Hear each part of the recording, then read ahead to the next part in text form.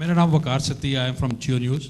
سر 2014 سے آنورڈ آپ نے بات کی اور جو حقائق اور ریکارڈ آپ نے دکھایا کہ اس کے بعد کوئی جو نیشنل ایکشن پلان ہے اس کے اوپر کارروائی نہیں ہوئی. تو اس صوبے میں تو ایک ہی پارٹی کی حکومت تھی اور وہی لوگ آج تک بھی ہیں. تو کیا وجہ ہے کہ ان کو انگیج نہیں کیا گیا, یا ان کو اتنی یہ جو حالات ہے یہ نہیں بتایا گیا کہ سب سے زیادہ جو تباہی ہے وہ یہاں پہ ہو رہی ہے؟ اور دوسرا, آج پھر وہ انہی لوگوں سے مدد مانگ رہے ہیں جن کی سرزمین ہمارے خلاف استعمال ہو رہی. یہ سوال آپ کیوں نہیں کرتے ان سے؟ یو آر دی میڈیا, آپ اس ملک کے عوام ہیں, کہ وہ کون سی سیاسی مصلحت ہے جس کی وجہ سے انہوں نے خود یہ ڈاکومنٹ بنائی, انہوں نے خود اس ڈاکومنٹ کا احاطہ کیا جو 14 نکات ہیں, اور وہ خود ڈیلی اس پہ عمل نہیں کرتے. اس کی وجہ کیا ہے؟ آپ حقیقت جاننا چاہتے ہیں؟ حقیقت یہ ہے کہ ہم نے اپنی سیاست کو عوام کی فلاح و بہبود, عوام کی جان و مال, اس کی عزت, اس کی حفاظت, اس پہ مقدم کر دیا ہے. ہم نے اس کو دہشت گردی پہ مقدم کر دیا ہے, کیونکہ وہ جو پولیٹیکل ٹیرر کرائم نیکسس ہے وہ زیادہ اہم ہے.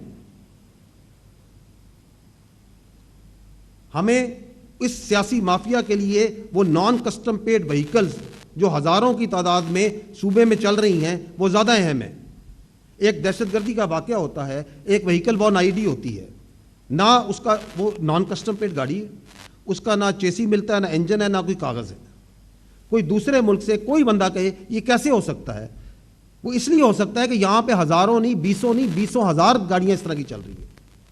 So if they are good with non-custom made vehicle, then they should be good with terrorism also. وہ اس لیے کیونکہ ان کے لیے میں نے آپ کے لیے نارکوٹکس رکھی سامنے.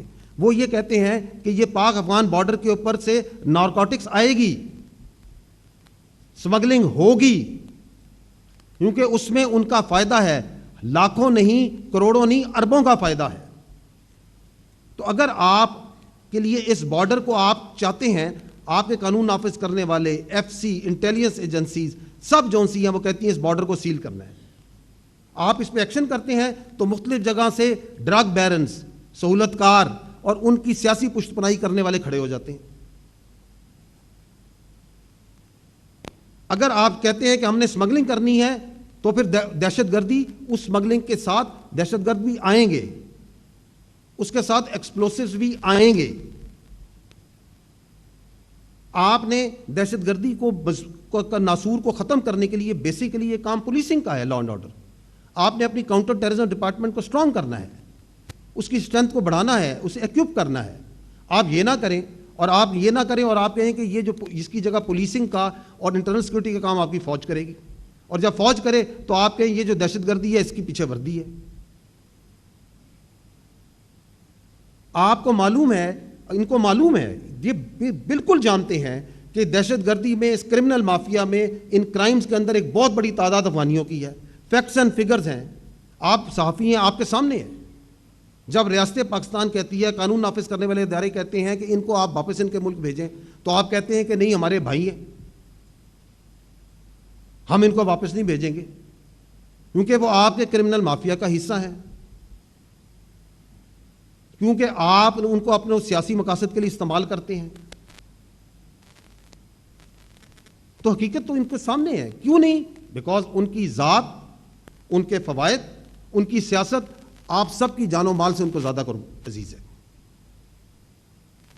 اور جب آپ یہاں مس گورننس کریں, کرپشن کریں, تو آپ نہیں چاہتے کہ اس کے اوپر بات چیت ہو. تو یہاں سے they are happy, they are absolutely happy کہ یہاں سے صرف سیکیورٹی کے واقعات اور دہشت گردی اور ٹیررزم کی سٹوریز آگے ہیں, تاکہ باقی چیزوں پہ بات چیتیں نہ ہو.